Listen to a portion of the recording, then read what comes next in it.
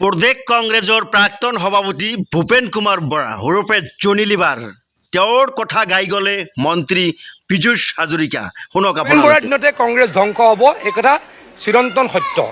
ভূপেন বৰাৰ দিনত কংগ্ৰেছে শূন্য আসন পাবলৈকে আগবাঢ়িছে। ভূপেন বৰা ডাঙৰীয়া অসমৰ কংগ্ৰেছৰ ইতিহাসৰ সকলোতকৈ ব্যৰ্থ সভাপতি আৰু যাক আমি সাধাৰণতে নিকাম্মা সভাপতি বুলি ক'ম, যাৰ দিনত কংগ্ৰেছ দলৰ পজিশ্যন অসমৰ পলিটিক্সত তৃতীয় চতুৰ্থ পঞ্চমলৈকে অৱনমিত হ'ল।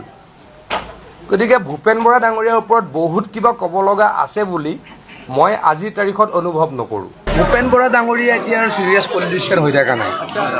তেখেত এতিয়া অসমৰ ৰাজনৈতিক জগতৰ জনি লিভাৰ হৈছে। তেখেত এজন কমেডিয়ান হৈ গ'ল। ভূপেন বৰা ডাঙৰীয়া কিবাটো অলপ ভাবিছে চাগে, কিবা এটাতো প্ৰফেশ্যন ল'ব লাগিব। কিবা এটা প্ৰফেশ্যন লৈছে, সেইটো কি হৈছে কমেডি কবি হিচাপে প্ৰফেশ্যন ল'ব খুজিছে। গতিকে মই প্ৰথম দিনাখনে তেখেতক শুভেচ্ছা জ্ঞাপন কৰিছোঁ। বিশেষকৈ যোৱা এক বছৰত কংগ্ৰেছৰ পদবী বিক্ৰী কৰি ভূপেন বৰা ডাঙৰীয়াই টকা লোৱা বুলি সকলোৱে অভিযোগ কৰি আছে। ভূপেন বৰা ডাঙৰীয়াই টকা লৈ পদ বিক্ৰী কৰে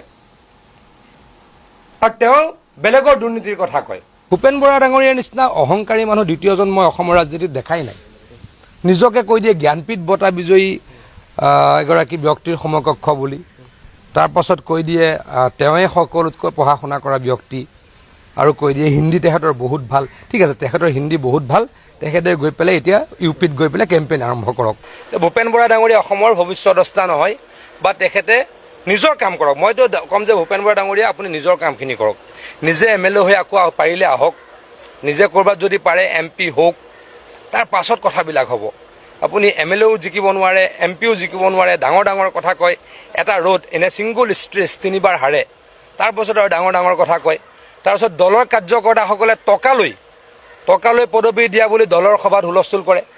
দিল্লীৰ পৰা নেতা আজিকালি আহিবই নোৱাৰে, কংগ্ৰেছৰ দিল্লীৰ পৰা নেতা আহিবই নোৱাৰে, জিতেন্দ্ৰ সিং ডাঙৰীয়া আহিবই নোৱাৰে। আহিলেই বিধায়কবিলাকে কয়, বাকী কাৰ্যকৰ্তাসকলে কয় ভূপেন বৰা ডাঙৰীয়াই চব পদবী এটা আদাকৈ বিক্ৰী কৰি আছে। এতিয়া পদবী বিক্ৰী কৰা মানুহৰ পৰা আৰু আমাৰ বহুত কিবা শুনিব লগা আছে বুলি মই ভাবা নাই। মন্ত্ৰীবসী ৰাইজক অনুৰোধ কৰিছোঁ, সাৱধান হওক আপোনালোক। কমিশ্যন বৰা গৈ আছে, তেওঁ চিণ্ডিকেট কৰাৰ কথা কৈছে মই শুনিছোঁ, কিন্তু ভূপেন বৰা ডাঙৰীয়া হ'ল কমিশ্যন বৰা। সমষ্টি এইটো ওচৰতে, হাৱাজানৰ পৰা কেই কিলোমিটাৰত আছে? 5 কিলোমিটাৰ। আপোনালোকে হাৱাজানতে আছে, আপোনালোকেতো জানেই। আপোনালোক তেওঁৰ সমষ্টিৰ একে নিকটৱৰ্তী মানুহ। সকলোৱে